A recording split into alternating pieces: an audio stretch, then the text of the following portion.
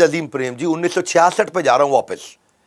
वो उनके लिए मनहूस साल था, क्योंकि उस समय स्टैनफोर्ड में पढ़ने के लिए गए हुए थे। अपनी पूरी जिंदगी उसको नहीं भूल पाएंगे, क्योंकि क्या हुआ उस बुरे वक्त में जिंदगी की सबसे बड़ी लर्निंग थी। बात उस समय की थी, स्टैनफोर्ड से इंजीनियरिंग 21 साल की उम्र में कर रहे थे। खबर मिली पिता का देहांत हो गया।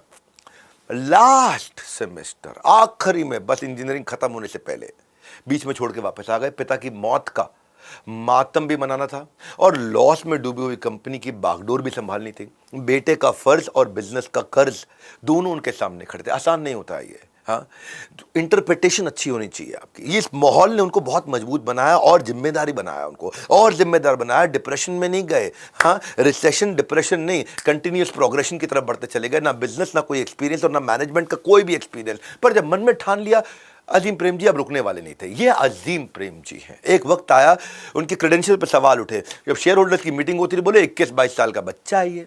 क्या 22 साल का बच्चा, 21 साल का, इसे तो बिजनेस का बी नहीं आता, रिजाइन कर दो भाई, तुम नहीं चला पाओगे। एज छोटी थी इनकी, ये मैं मानता हूं।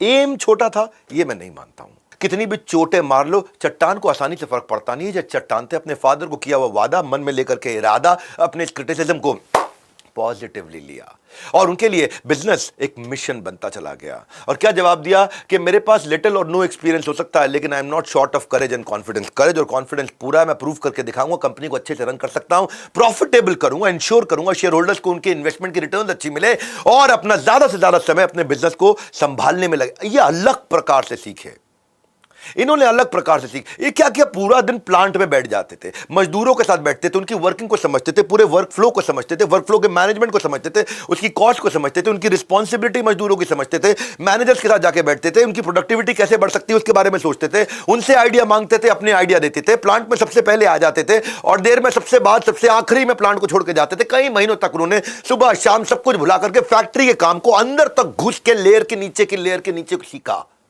प्रोडक्शन इंप्रूव करने के लिए अब उनके लर्निंग कर्व बिल्ड होना शुरू हो गया।